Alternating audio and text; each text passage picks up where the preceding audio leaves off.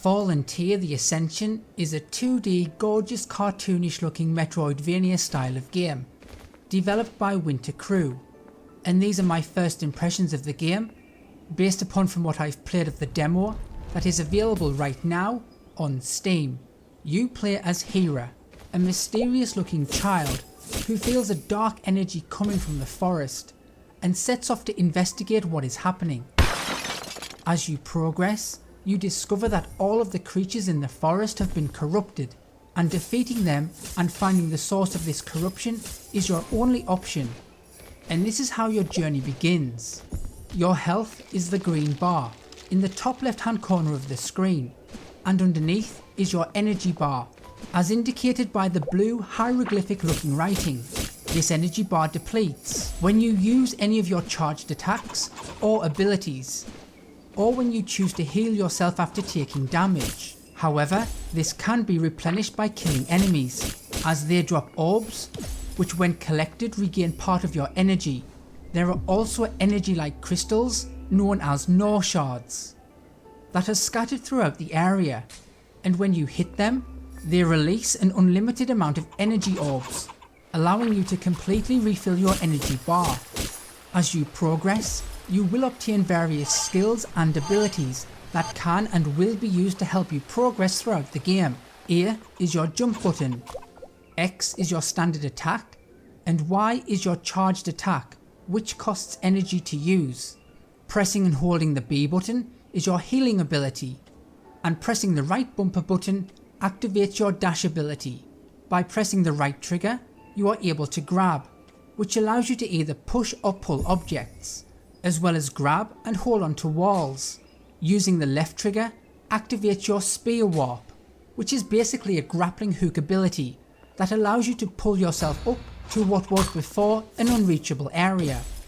New abilities are obtained from mini shrines that you will find when exploring and progressing throughout the level. All of the abilities I've just mentioned will be acquired within the first level of the game as it stands right now, and these of course allow you to progress further and deeper into the level by overcoming obstacles or areas that were once unreachable, which in turn allows you to unlock shortcuts and find and discover new secrets. All of these are your typical kind of abilities that these style of games include, and of course they work really well, as they are all very responsive and fun to use. The combat does feel responsive and flows really well when combined with all of your other abilities. Your attacks are satisfying to use, as you do feel the impact of your weapon, which is always a good thing.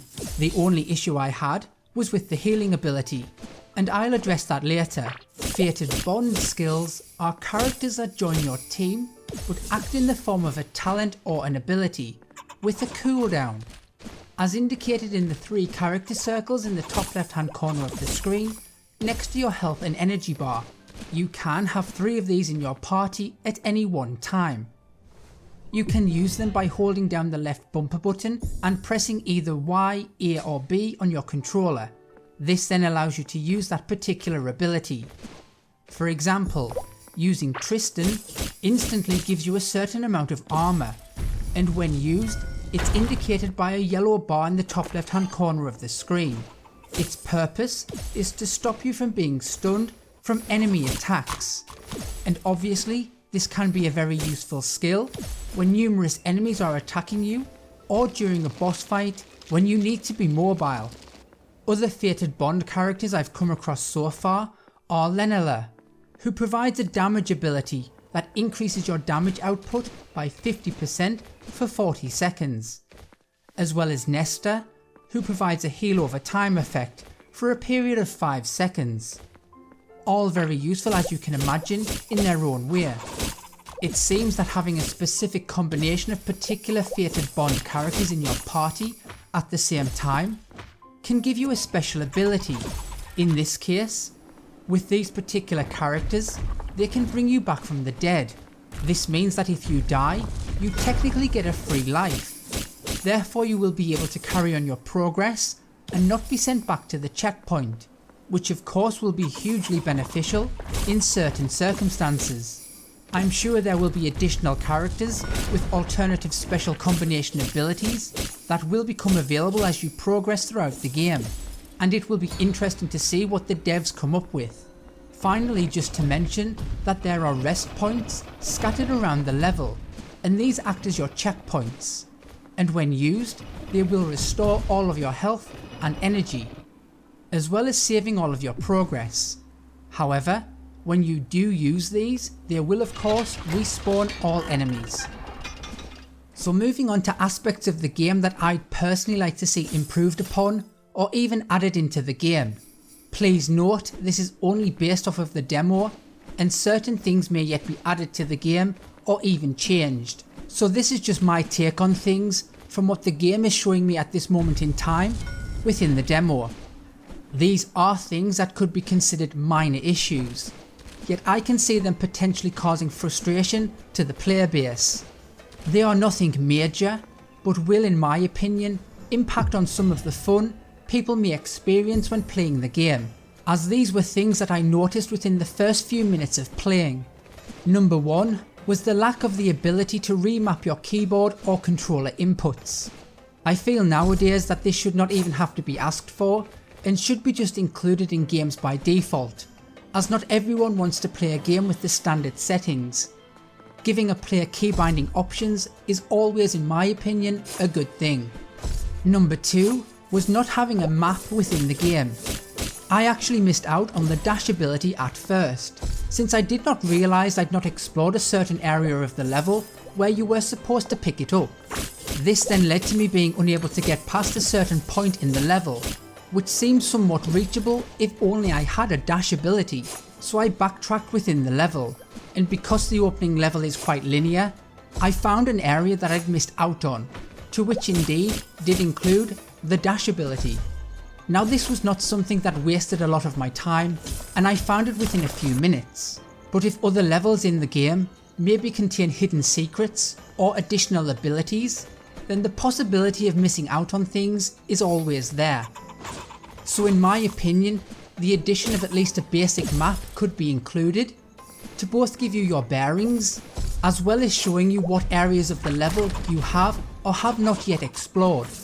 The fantastic indie game of Ender Lilies is a good example of a very basic yet functional map. The last improvement I'd like to see was the major gripe for me, but fortunately I believe it's easily fixable, and it's regarding the time it takes to heal yourself. You heal yourself in the game by holding down the B button on the controller, but this in my opinion takes way too long and needs to be quickened up, as this creates too much unnecessary downtime and therefore interrupts the flow of the gameplay, which otherwise is really good. The time it took to heal myself was the first thing that I noticed as soon as I used it in the game. I tested it out to see just how long it would take me to heal myself from very low health to almost full health by depleting my full energy bar, and it literally took me 16 seconds. This in my opinion is a little too long and could be somewhat speeded up, as in dangerous or difficult situations where you may really need to pull off a heal to survive, maybe in a boss fight for example, the time it takes to heal up to a decent amount of health will no doubt end up with you instead being attacked and potentially dying, unless you can always get to a safe spot where you cannot be attacked and therefore heal. This of course is subjective, as the demo did not include a boss fight, so gauging the difficulty factor of a boss or later level enemies is hard to do so, but it is something the devs may possibly want to consider. So in conclusion, I'm not going to lie, I really did enjoy the demo, as I really like these kind of games.